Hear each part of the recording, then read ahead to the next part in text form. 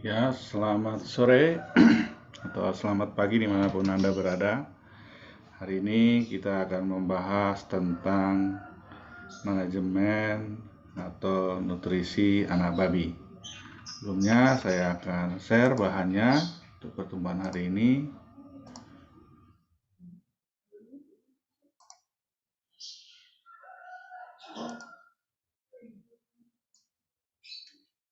Ya, apa aja yang diperhatikan dalam nutrisi anak babi ini?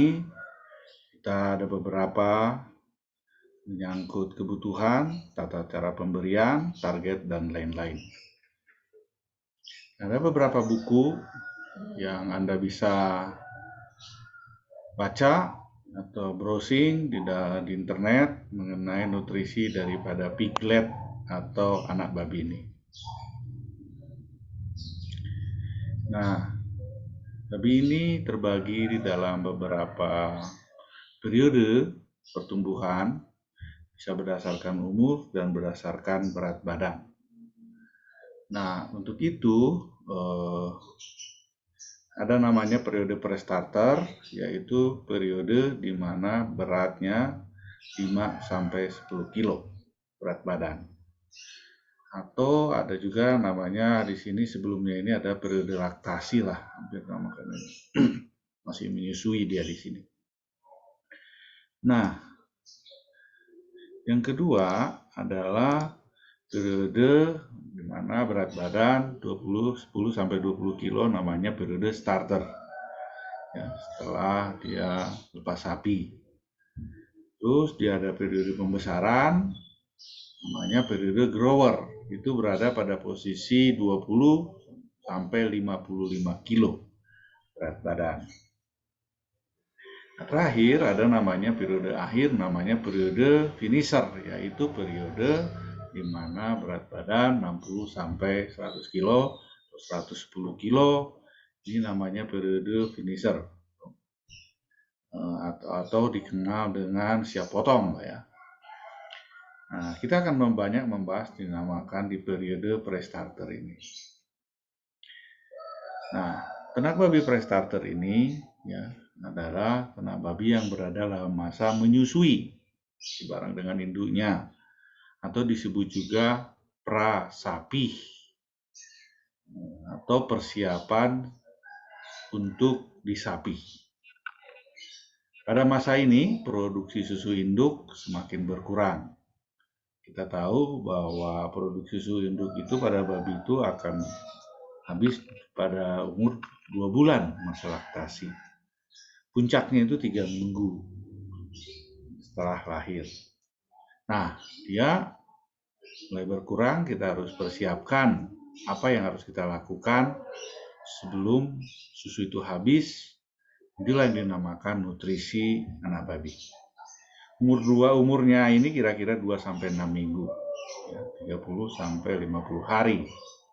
Menurut aturan SNI, ya berat 5 sampai 10 kilo berat badan. Pada masa lepas sapinya, lebih besar lebih bagus. Nah, ternak babi starter adalah ternak babi yang kategori anak babi yang sudah disapi, unit piglet atau sapihan, berumur 8 sampai 11 minggu menurut SNI, ya. Adalah 6 sampai 17 minggu dengan bobot 10 sampai 20 kilo. Ini sapihan. Inilah anak-anak babi yang harus diperhatikan sungguh-sungguh, apa saja yang harus kita persiapkan. Nah, tujuan utamanya adalah dari pemeliharaan piglet ini, anak babi ini, adalah bagaimana memaksimalkan pertumbuhan. Ya. Karena bila awalnya bagus, pertumbuhannya di awal bagus, maka akan diperoleh pertumbuhan di akhir akan lebih cepat waktunya untuk mencapai berat potong.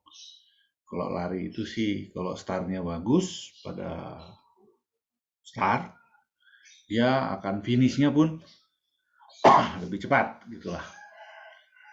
Seringkali dalam usaha komersil, pertumbuhan maksimal merupakan hal yang paling sulit dicapai, disebabkan oleh beberapa faktor. Satu, terbatasnya ketersediaan susu bagi anak-anak babi yang baru lahir.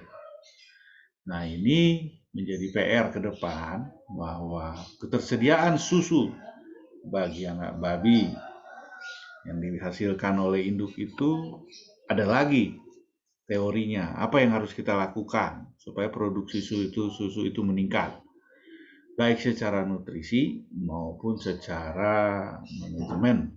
Nanti kita bahas bagaimana supaya susu induk itu keluar dengan banyak dan pertumbuhannya akan sangat baik. Penyapian dini seringkali memicu adanya stres pada ternak.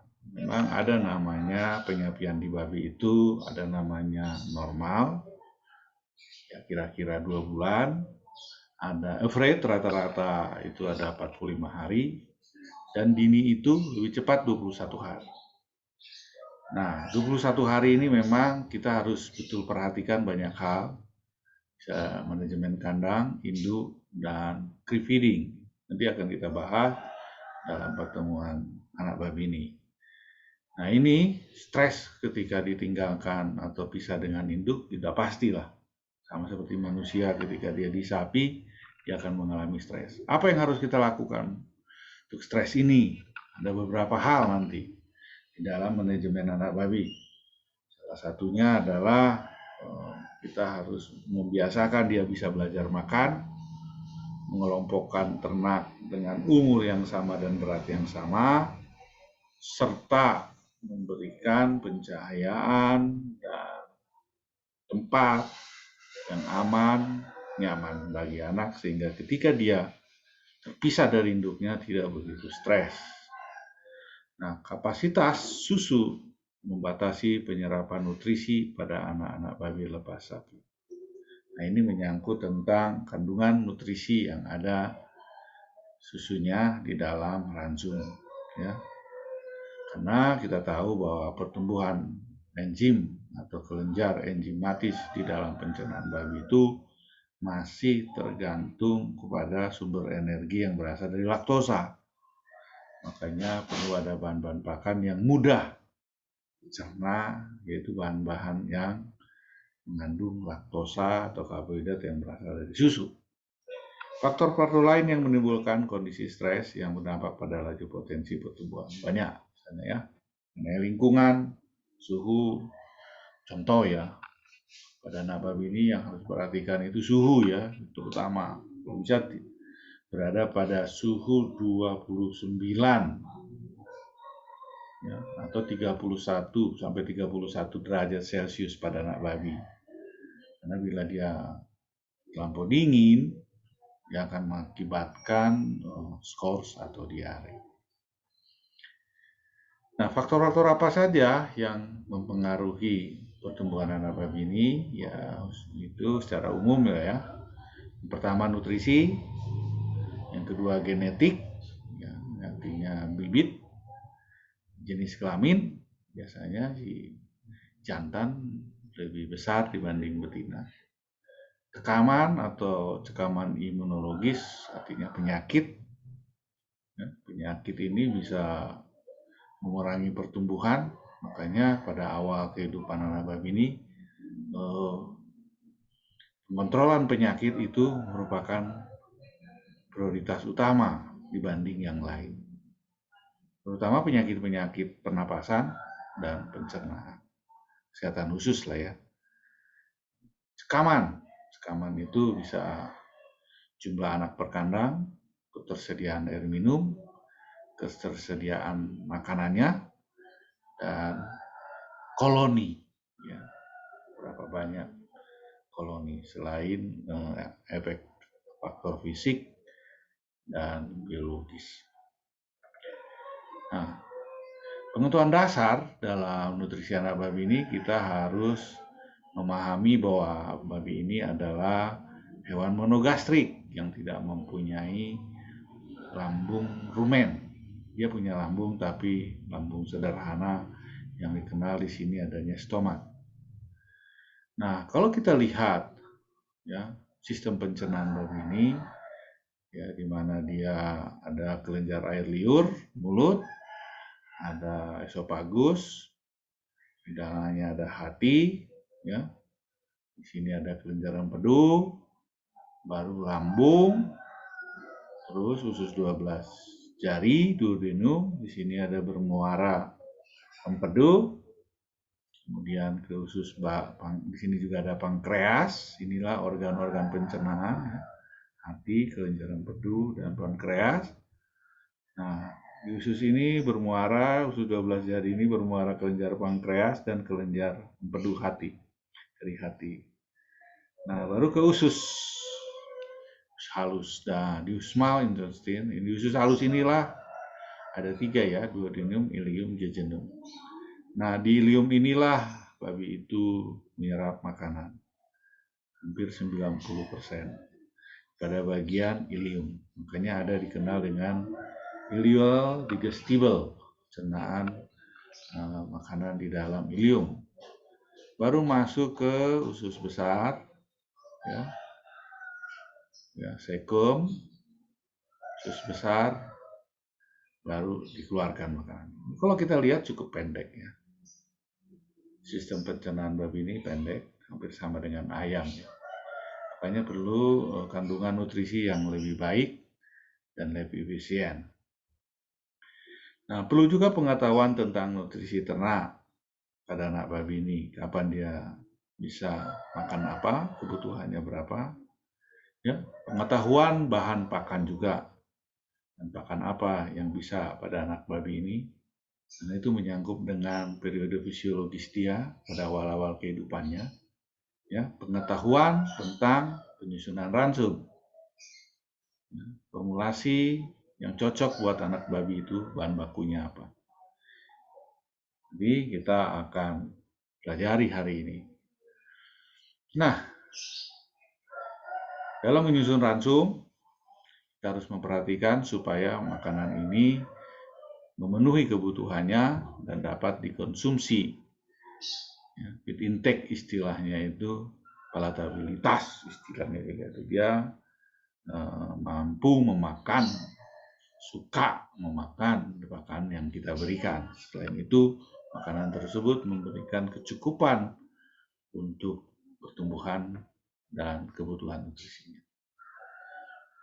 Jadi dalam menyusun ransum, makanan itu perlu memperhatikan 3 faktor, ya, dalam anak babi ini. Satu adalah fisiologis pencernaannya tadi, bagaimana bahan-bahan tersebut, karena babi ini monogastrik, ya, berlambung tunggal, tidak mempunyai rumen, makanya faktor serat kasar pada anak babi agak menjadi prioritas. Tidak boleh mengandung serat yang cukup tinggi. Selanjutnya adalah kebutuhan zat-zat makanan. Nanti ada kita sampai lampirkan. Selain itu adalah status dan periode tumbuhannya. Tadi starter, grower, finisher. Nah, semuanya itu adalah tujuannya adalah upaya anak babi ini dapat memperoleh keuntungan yang ekonomi cukup tinggi, pertumbuhan yang cukup tinggi, memenuhi kehidupan pokok, dan animal welfare, kesejahteraan. Freedom from hungry, hungry, ya, bebas dari rasa lapar pada anak babi ini, supaya kebutuhannya tercukup. Nah, sistem pencernaan pada babi ini dibagi tadi, ya, jenis lambungnya adalah mamalia monogastrik atau lambung sederhana. Ya, organ pencernaan aja adalah mulut, lambung, usus halus, usus besar. Jadi pada anak babi ini belum berkembang di awal. Ya, mulai akan berkembang selesai itu kira-kira umur 3 bulan lah atau 2 bulan. Nah, ini tadi sudah kita bahas, esofagus, lambung, usus halus, usus besar. Ya, di sini ada cecum dan anus. Pada proses pencernaannya berlangsung zat nutrisi yang terkandung dalam pakan diurai jadi senyawa-senyawa yang mudah diserap oleh tubuh. Penguraian zat nutrisi ini akan dikerjakan oleh enzim. Tujuan pencernaan anak babi ini dibantu oleh pencernaan enzim.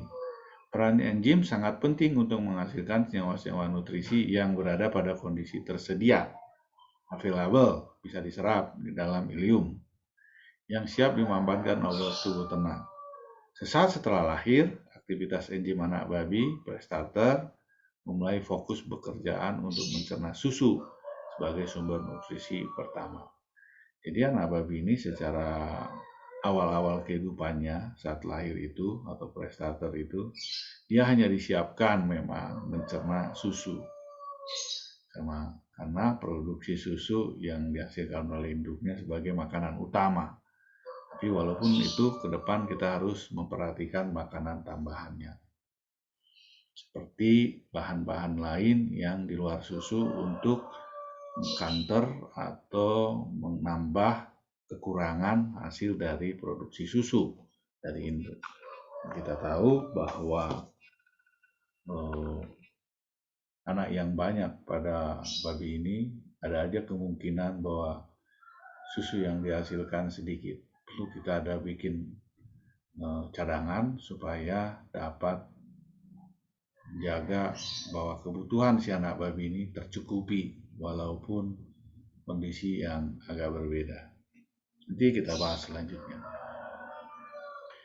Nah, susu mengandung laktosa dan lemak sebagai sumber energi utama. Jadi energi pada prestarter anak babi ini adalah laktosa atau karbohidrat energi yang berasal dari lemak susu, laktosa, sakaridanya menjadi galaktosa.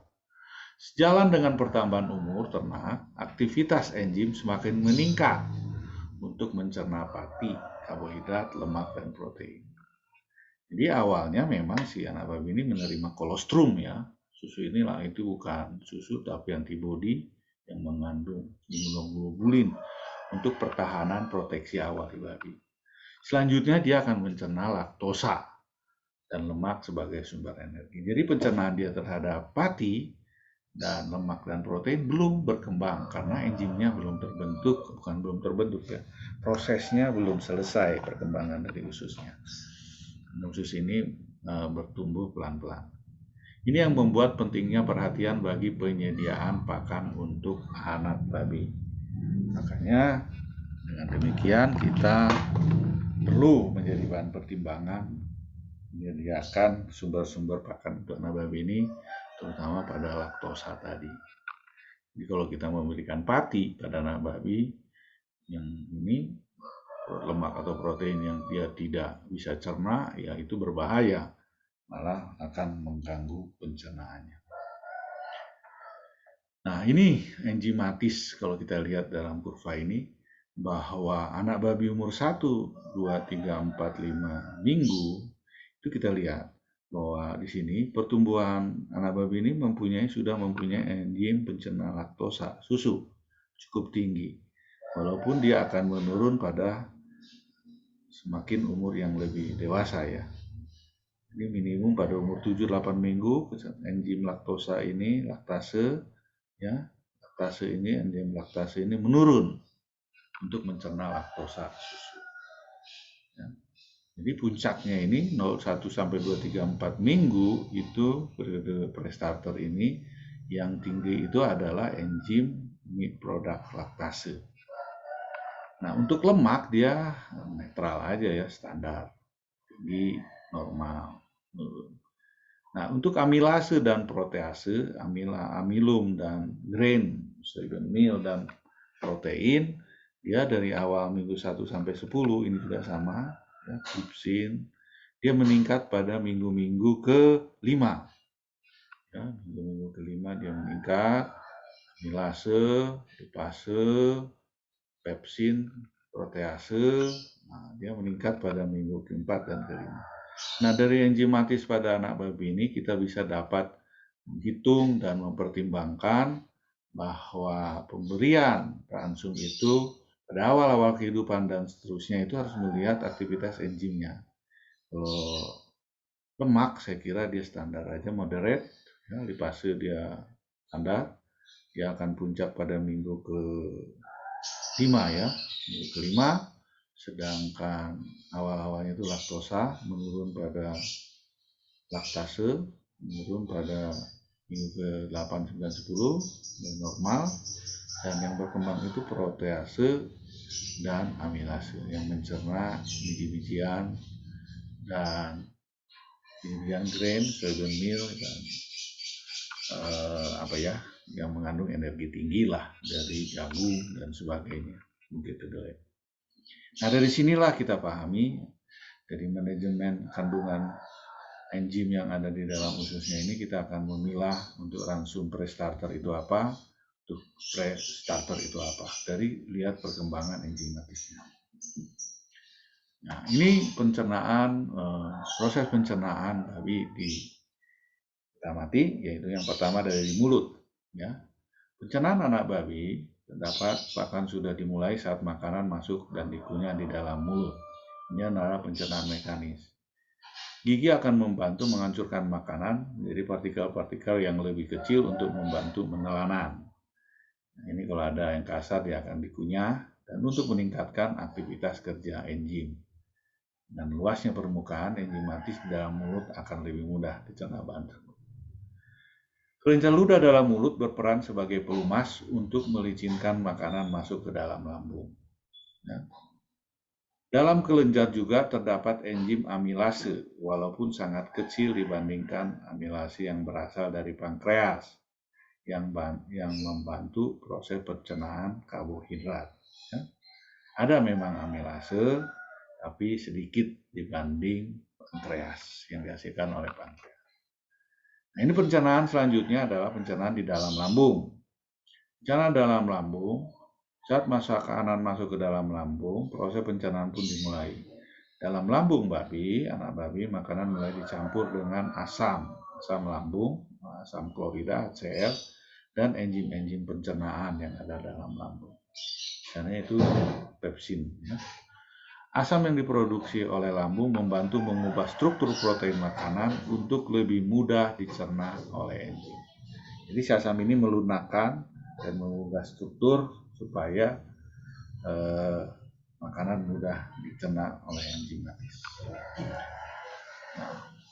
bekuan susu milk clot atau di dalam lambung anak babi sangat penting dalam memperlambat pergerakan makanan masuk ke dalam usus halus yang relatif masih belum kuat.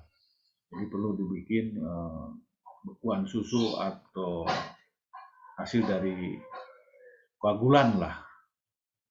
Asam lambung ini memperlambat masuk ke dalam usus halus susu itu, sehingga pencernaannya lebih lambat. Sehingga kalau pencernaannya lebih lambat, enzimatisnya lebih aktif cepat, makanya efisiensinya pencernaannya lebih baik. Seringkali terjadi masalah pada anak-anak babi yang kekurangan atau tidak mendapatkan susu, sehingga dalam lambung tidak terdapat bekuan susu, sehingga menyebabkan laju makanan yang masuk ke dalam usus halus meningkat. Hal ini memicu terjadinya radang pada usus halus. Nah, susu ini bila tidak ada memang agak berbahaya ya, bekuan susu ini, sehingga passing rate makanan di dalam usus halus akan lebih cepat, akhirnya mengakibatkan mencret atau gangguan radang pada usus halus, karena perlu memang, karena anak babi ini belum berkembang dengan baik. Pada anak babi lepas sapi yang kekurangan asupan susu, perlu ada pembatasan pakan selama seminggu sesudah disapi untuk pencegahan terjadinya scoring. Scoring itu mencret ya, skor. Jadi untuk apa? Skor ini kita harus hindari dengan perlu adanya mengatur jenis pakan yang kita berikan, jumlah pakan yang kita berikan, supaya tidak terjadi usus tadi terlampau cepat mencerna, passing rate-nya lewatnya, akhirnya mengalami gangguan pada usus halus. Proses dalam usus halus untuk mendapatkan proses pencernaan dan penyerapan zat makanan, nutrisi semaksimal mungkin, usus halus bekerja sama dengan sejumlah jaringan.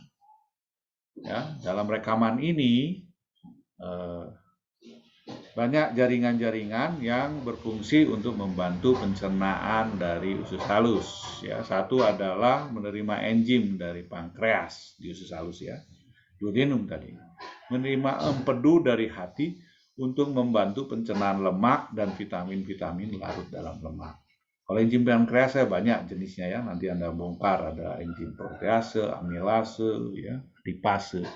Tapi pada empedu ini kita ada beberapa enzim pencernaan, dia membantu ya, empedu ini adalah mengemulsi lemak. Pencernaan emulsi lemak sehingga mudah dicerna oleh enzim-enzim dan yang larut dalam lemak, vitamin-vitamin yang larut dalam lemak. Jadi empedu ini berfungsi untuk mengemulsi lemak, melarut dalam air. Lemak itu kan tidak larut dalam air. Dengan adanya empedu sehingga larut dalam air, sehingga enzim-enzim lipase terutama dapat mencerna lemak tersebut, ya, dan vitamin yang larut dalam air, dalam lemak dapat dipakai dan diserap. Menerima berbagai hormon yang berasal dari luar untuk mengatur aktivitas usus halus yang berkaitan dengan pakan, seperti nafsu makan. Ya, usus halus juga menerima beberapa hormon dari luar ya. Usus halus dirancang untuk dapat menyerap nutrisi semaksimal mungkin. Permukaan usus halus terdapat villi. Nah, dia penyerapan itu ada di villi usus halus yang memperbesar daerah permukaan usus halus sehingga meningkatkan kapasitas penyerapan. Jadi di usus halus ini ada villi, ada mikrovilli. Disinilah makanan itu diserap. Villi ini memperluas permukaan absorpsi. Nah, disinilah kesehatan itu, pertahanan tubuh itu 80%. Ya. Dan tubuh itu ada di usus. Jadi kalau ininya terganggu, ya pertumbuhannya pun akan terganggu. Makanya ada namanya sekarang ini adalah kesehatan usus. Jadi penting. Dalam pencernaan usus halus ada begitu banyak komponen yang terlihat dalam pencernaan dan penyerapan. Merupakan sistem yang kompleks. Salah satu saja mengalami gangguan akan menyebabkan gangguan dalam pemanfaatan makanan. Jadi kesehatan usus jangan sampai terganggu, terutama pada ileum tadi, usus halus ini. Oleh karena itu, mengenal sistem pencernaan merupakan hal yang sangat penting, yang sangat terkait dengan bagaimana kita memberi makan pada ternak dan bagaimana kita memelihara mereka. Pencernaan dalam usus besar. Nah, usus besar tadi, usus halus itu penyerapan. Usus besar apa yang terjadi dalam usus besar pada anak babi ini? Peran penting usus besar yang terdiri dari sekum dan kolon. Jadi ada dua, sekum, usus buntu, dan kolon, usus besar, yaitu penyerapan air dan mineral tertentu, elektrolit. Jadi itu aja, menyerap air dan mineral. Bakteri dalam usus besar memecah makanan yang tidak tercerna dan membantu mengekstrak lebih banyak zat-zat nutrisi, khususnya energi. Jadi memang di dalam usus besar ada namanya bakteri yang mencerna bahan makanan jadi lebih bagus sebagai sumber energi. Nah, energinya biasanya asam-asam lemak terbang, ya, seperti asam laktat, propionat, butirat. Karbohidrat kompleks yang berasal dari pakan berserat dikonversi menjadi asam lemak volatile tadi. Serat tadi menjadi asam lemak volatile, ya, oleh bakteri. Asam lemak ini akan diserap sebagai sumber energi bagi ternak. Ternak hendaknya diberi pakan yang sesuai dengan kemampuannya mencerna. Kemampuan ini berubah dengan umur.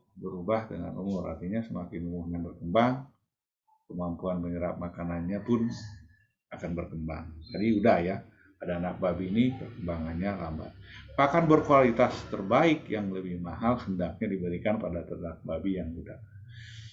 Artinya di sini maksudnya pakan yang bagus itu pada anak babi lebih diutamakan. Kenapa? Karena dia peka, pertumbuhan nanti kesehatannya belum kuat ya.